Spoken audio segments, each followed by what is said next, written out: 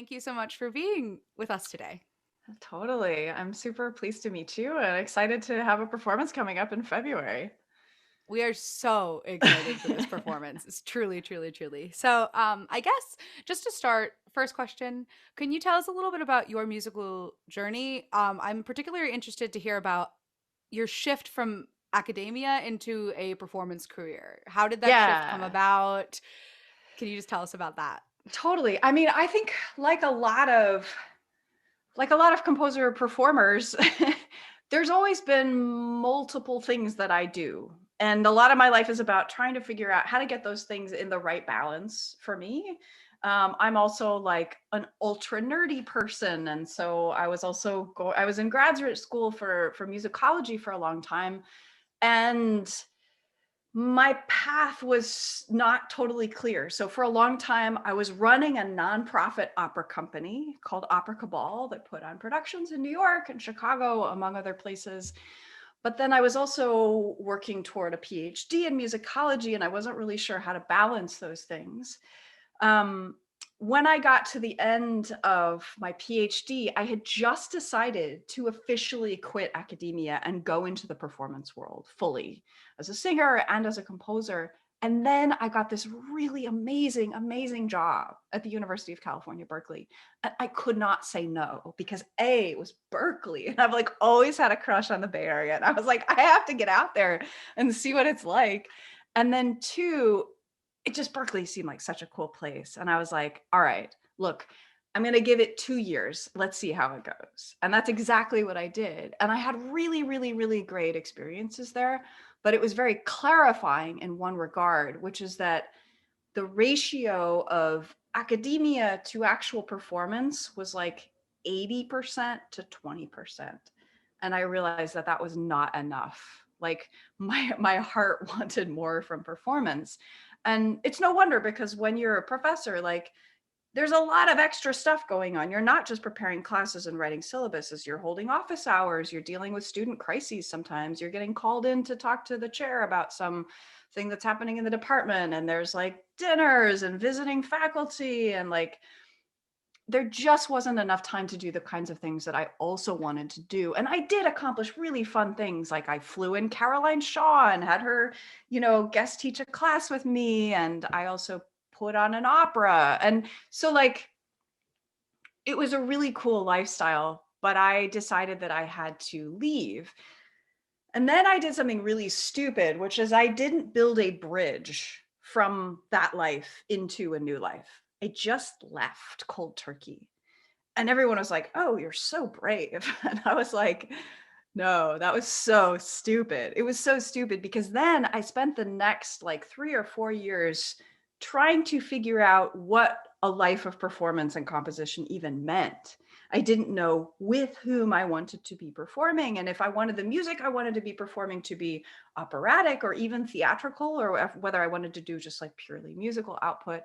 I was also ramping up my own composition work at the time, but I was like building up my chops from like next to zero. So, long story short, the next 4 years of my life were really, really, really confusing. So, I left Berkeley in 2015. I had a violin vocal duo that was like really cool for 2 years, and then that totally crashed and burned. I was in a composer collective called Oracle Hysterical that I still perform with often, really good friends of mine, but that was never a full-time gig for any of us. And I started a lot of other things, and then COVID hit, and it was like I kind of crash landed finally in the place that I'm at now. And the place that I'm at now is fortunately awesome. So I moved to Rockaway, where I am right now. I'm in a brand new apartment. This is like the only furnished part of my entire apartment. It's like a pile of boxes over there. But I'm living in Rockaway and working at a studio called Oceanus, with my musical partner and longtime friend of 20 years, Matt Walsh. And Matt and I started a band right before the pandemic hit. And the band was called Sky Creature. And it was meant to be this collision of the sorts of things that I do as an opera and new music singer and the kinds of things that he does as a rock guitarist and a rock producer. And this seemed like a really unlikely marriage, but we've spent the past 2 years, 2.5 years, basically creating a sound that is unlike anything I've ever done before. And I have learned so much about recording technology and so much about songwriting. It's almost been like a mentorship in addition to creating a band with somebody, because he just knows so much more about this world. And I get to dip my toes as a new music person. I get to dip my toes into the rock world, which is like the coolest thing in the world. And then in addition to that work, I also was commissioned to create a podcast on women in music that's coming out in April on an NPR affiliate station out of Sacramento. That's a really cool thing. And then I have some composition projects on the side. So it's like I went from this like 80-20 ratio that really didn't feel very good to like a 70% band, like 15% podcast, 15%. I don't know if I did the math right there, but like anyway, it's a really good ratio of stuff going on. So I hope I answered your question. Yeah, I mean, like that. Thank you so much for sharing all of that, because it's just when I found out I was going to be interviewing you, I looked at your bio and your career and everything, and I was just like, oh my gosh, this person has like done so much, and they've done so many, like, you know such a wide variety of things. And Yeah. I was just so curious to hear about how you did it. And so hearing all of that kind of, it it's inspiring. And it's also inspiring to hear that, you just threw yourself in there and Yeah. out there. And I guess the moral of that is just jump, and it's great. That's I really don't great. know. I mean, I have a lot of students over the years have said to me like, how do I do this? And I'm like, there really is no curriculum for choosing your path.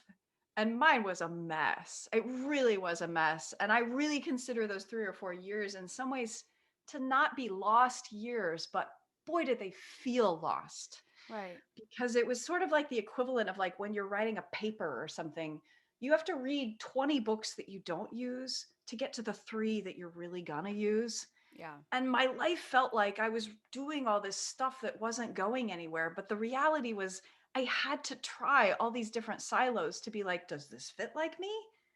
Nope, this doesn't feel like who I am. Okay, like, does this fit? Better, but not quite there. Like, I just had to Right. try on all these different outfits before I was like, now I feel like myself. Yes, absolutely.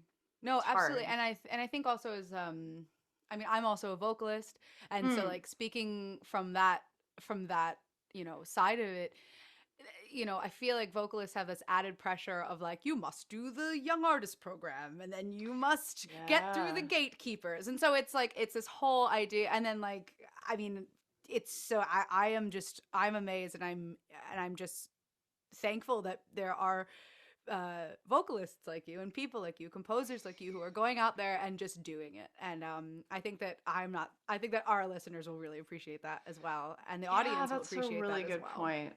There Yeah. aren't a lot of there aren't necessarily a lot of very prominent models of people who are kind of singing in their own way. Like, for sure, drawing on some toolbox of training, but kind of trying to reinvent the wheel. What I have found, Alex, though, is in the interviews that I'm doing for my podcast with women in Hmm. music, Hmm. um, is that being multifaceted and having lots of different performer composer capacity is very common among women. It's probably Mm. common among men too, but just because this is the particular world that I'm thinking about and listening to right now, I'm noticing that I feel I feel adrift a lot in terms of how to invent myself, but it's a process that so many women go through. Right. Is Right. sort of trying to pick and choose aspects of ourselves and figuring out which knobs to dial up and which knobs to dial down to get the kind of perfect balance of what you want to do and what feels like your best and truest self-expression. You probably go through Absolutely. this too. Oh yeah, absolutely. And it's like it's especially, yeah, I think it's especially important that that we hear from people like you, and like I'm so excited to listen to this podcast because I'm excited to hear from all Yeah. the other women as well who are kind of going through this. But that's very, thank you so much for sharing that. I appreciate that. Yeah, yeah. So I guess now kind of switching gears Mhm. into the journey, and now present day, or in 3 weeks day, you will be performing with Tribeca New Music in February, alongside composer Will Healy, Yeah. and his collective Shout House. Could you maybe tell us a little bit about how you two met, how that collaboration started, and what you'll be performing with them, and also what you'll be performing solo, what works of your own you'll be performing Yes, on February totally. 19th? Hmm. So Will and I met because I had just had a sit down conversation with Gabriel Kahane, like 2 weeks before I met Will. And then Will called up Gabriel and said, I need somebody who's like Shara Nova. And Gabriel was like, I don't know. I just met this lady, Majel. She kind of seems like a baby version of Shara. And so Gabriel put us in touch, and Will sent me some music that kind of boggled my mind. He was in the middle of recording what would become his first album with New Amsterdam Records called Cityscapes. And he wanted me to sing this particular piece called Mannahatta. And I was pretty blown away by his style. Like, first of all, I don't know anybody who's doing what Will's doing. It's a combination of like jazz and hip hop with serious classical chops. And you cannot get away with learning Will's music unless you have mad sight reading skills. Like, you have to be able to drill really deep with this music. And when I first got his scores, I was like, can I even sing this? Like, it was so wild to me how hard it was, but it was beautiful music.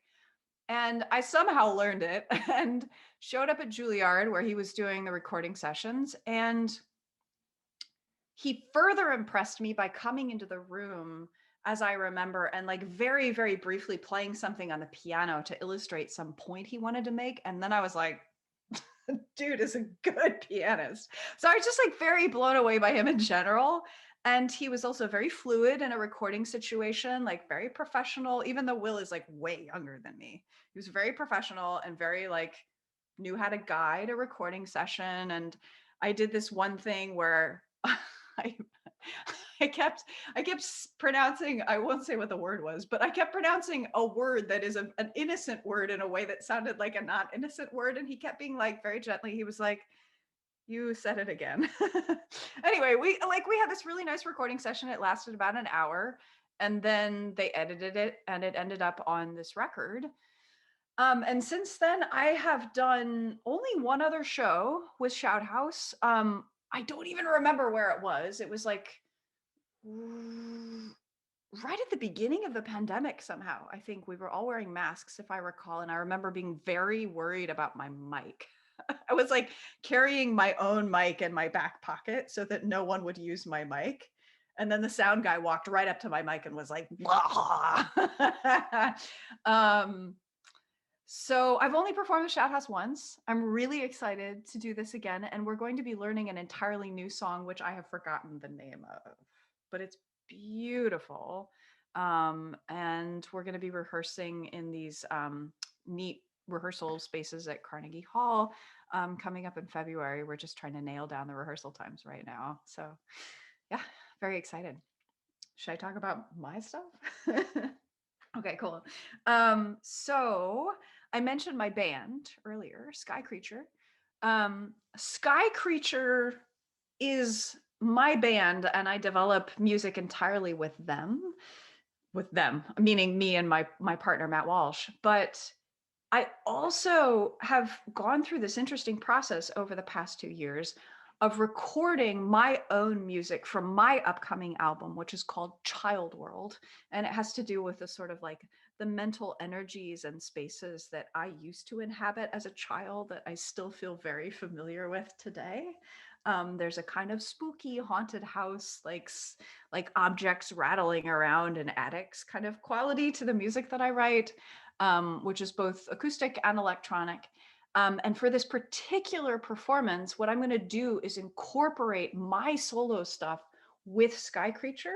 So I taught Matt Walsh a lot of these songs, and he's going to be performing them with me for basically the first time that we've publicly done any of this. We did some of it on a tour last summer, but none of it has really been seen in New York City before. So this is kind of a premiere of sorts.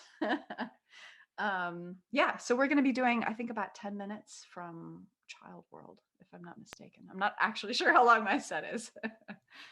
No, that, oh my gosh, both of those are sound amazing. I mean, I've also listened to Will's music, and it is just, it is like it's so, it's, yeah, like you said, so technically just incredible, but then also just so accessible. So I completely Yeah, understand that.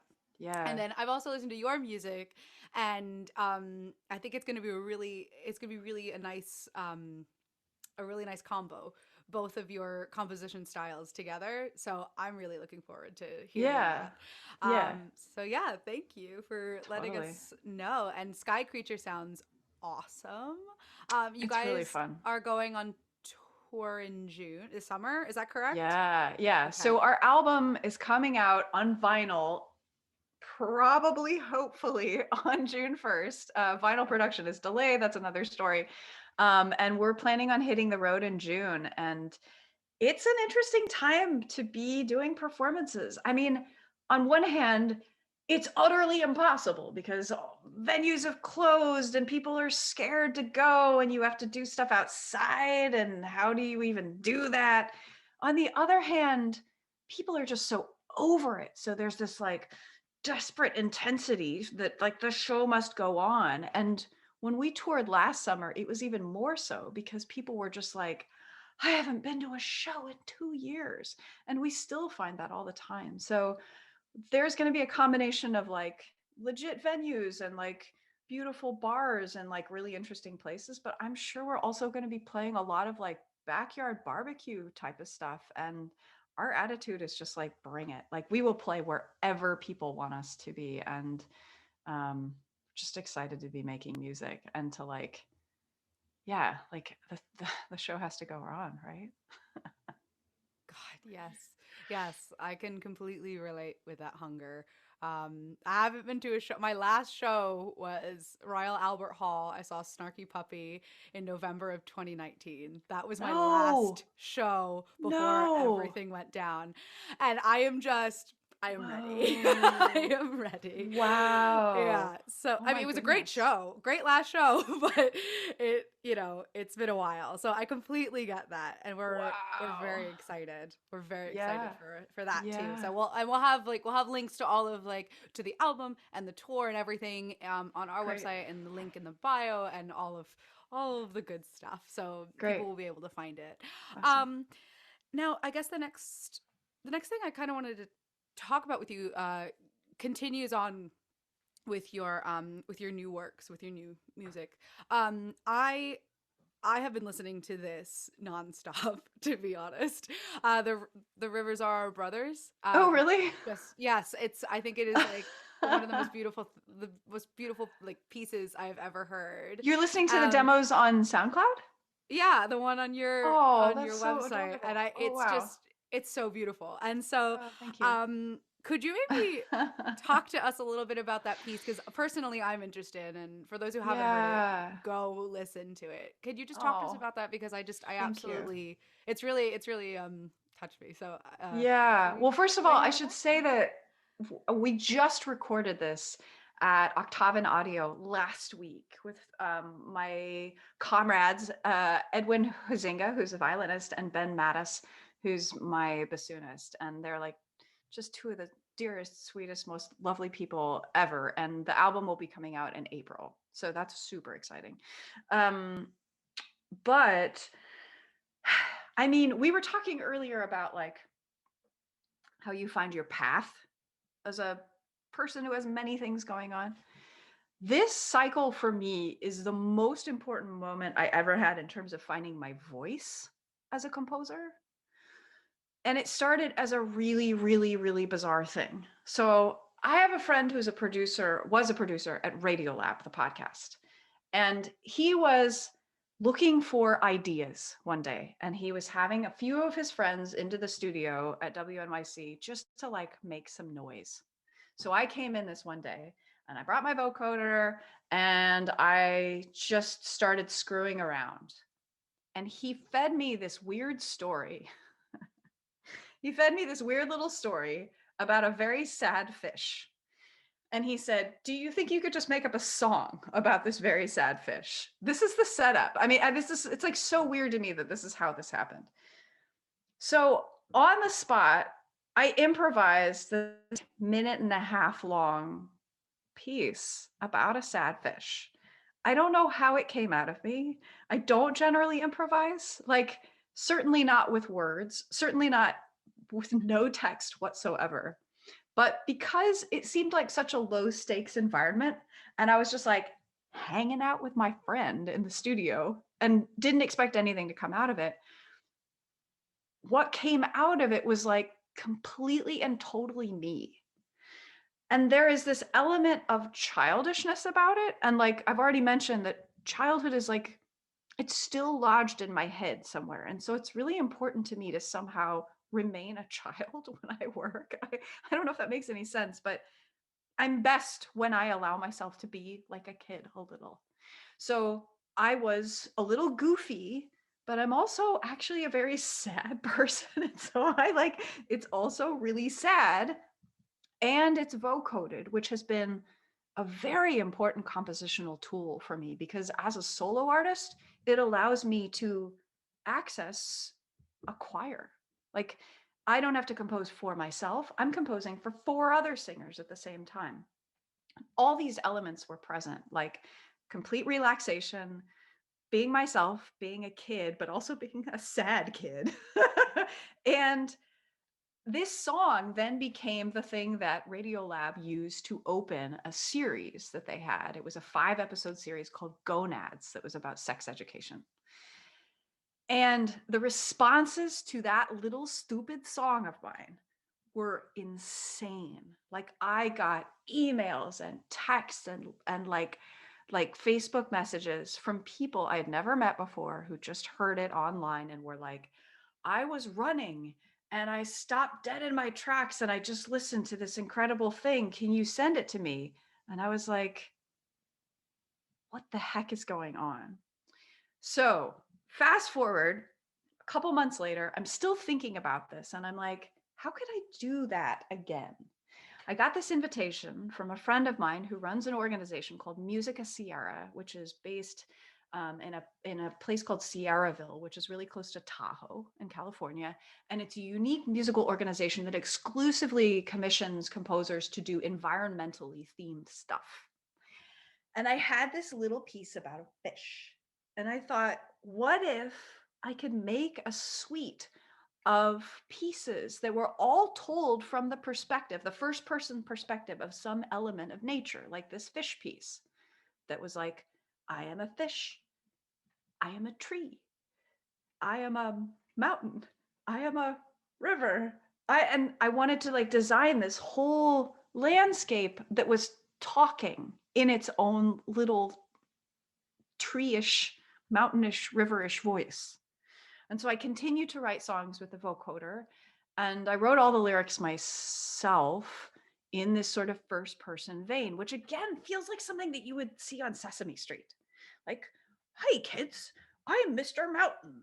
I'm tall. I'm something that you can walk up." Like it really kind of has that feeling to me, but it also has this undercurrent of like deep melancholy. And during June of last year, I got my friends Edwin Hazinga and Ben Mattis, and we went out to Sierraville, California, and we did a bunch of shows with these pieces for kids in 20 different outdoor settings, these like educational concerts. And the kids were from as young as like 5 to high school age. And then we also did the pieces for adults. We did a piece at the Reno Museum of Art. No, it's called the Nevada Museum of Art, excuse me, in Reno. Beautiful space. And what was really amazing to me was not just that these pieces could be received so well, but that they could be received by a 5-year-old really well, and also by someone at the museum who is in their 70s. I like the idea very much of creating something that can speak to everybody. Like we were talking about Will's stuff before, you were like, it's so complex, and yet it cuts through the noise and appeals to people. That's really important to me. I want to write music that appeals to people. So anyway, just to reiterate, just recorded these things. They're coming out in April, and it's like maybe the thing that I'm most proud of in this entire world, because Wow. it feels so like I really figured out what I am and put it into a musical form. And as any composer knows, that it's just like so hard. So hard. Mm-hmm. No, and I mean, I like I can hear exactly like because I love how you're describing it as like you like that childish aspect of it, but I don't even think it's not childish. It's curious. Mm, Because like and like you can I mean I don't know, that's what I just heard, like the curiosity and also the deep melancholy, and it was, mm, that's what I love about it. And cool. I can hear I heard the love in it, and I'm sure that everybody else is going to be able to hear it as well. Thank you. So yeah, thank you so much for talking. Thank you so much for telling us about that. Yeah. Yeah. So I guess piggybacking off of that then, um, we always like to ask this question. What are you most excited about in your life, musical or otherwise? Yeah. I mean, I am just excited to have spent 4 years in the dark, kind of banging my head against a wall, trying to figure out what to do with my life. And P.S., I'm 42. So, like, it's really late to be figuring out who I am. I think it feels really late, but I am so happy that I got there. I really started to think I wouldn't ever get there. I started to think that I would be one of these perpetually dissatisfied people who like never quite figured it out or got trapped in a job that I only sort of a little bit liked. And instead, I have a life that feels like a freaking perfect balance of me. On one hand, I'm in this crazy rock band as an opera singer. Like, what the hell? How did that even happen? I feel so lucky. I feel so lucky about that. And to be learning, like, it's a situation where I'm using what I know, but I'm learning stuff every day. And then also to be podcasting, which satisfies this old kind of like, it's academic in a way to like have to tell a story over a period of time and have to use your words to express ideas. So that part of me feels very satisfied. And then the composition part of me, which is still a little bit nascent, but is growing. I'm feeling super happy to be doing that as well. And it's just an amazing balance of stuff. And I never found the job. Like, I didn't find a job that perfectly expressed me, because I am best expressed in this like trifecta of stuff. And I had to put together that exact assembly of things to feel really satisfied. So that is what I'm excited about. I'm like, whoa, I'm actually happy. Actually like doing what I want to be doing. And this is what it looks like. Like that just feels like an amazing revelation.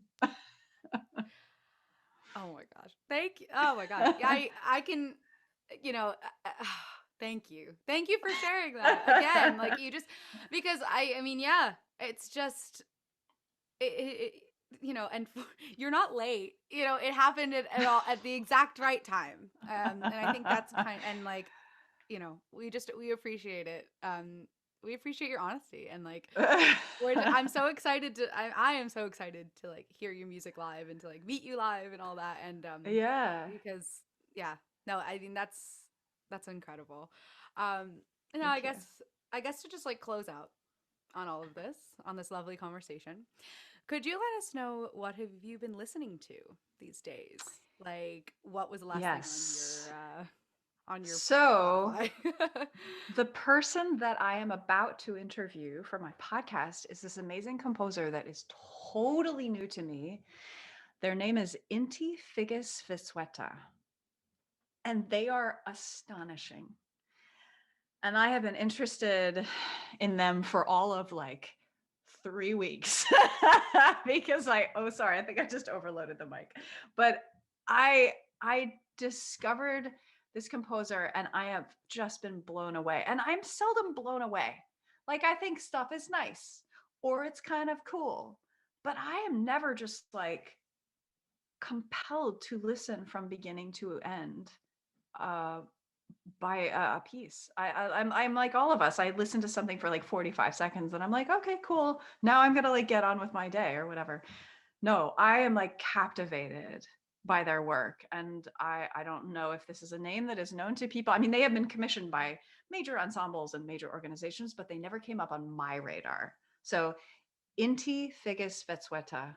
And I'm super excited to be interviewing them next week at the So Percussion Space. We're going to sit down together and have a cool interview. And I highly recommend their string quartets in particular. They've written for Ataka and for Kronos, and they're just an astonishing composer. It writes in a sort of complexity vein, but that feels more like Ben Johnston to me, like minimalist, harmonic, lush, just like riveting, beautiful stuff. Yeah. Amazing. Absolutely amazing. Thank you so much. We'll have links to their stuff everywhere as well. Yeah. And also the podcast episode when it comes out. Yes. So, but I mean, yeah, that's incredible. Majel, thank you so much for taking the time. You do not know how much we appreciate it. Yeah. I feel inspired to go right now. And nice. You're an inspiration, and thank you so much. We appreciate it. Oh yeah. And yeah, you have super nice to meet you, Alex. Good to meet you too.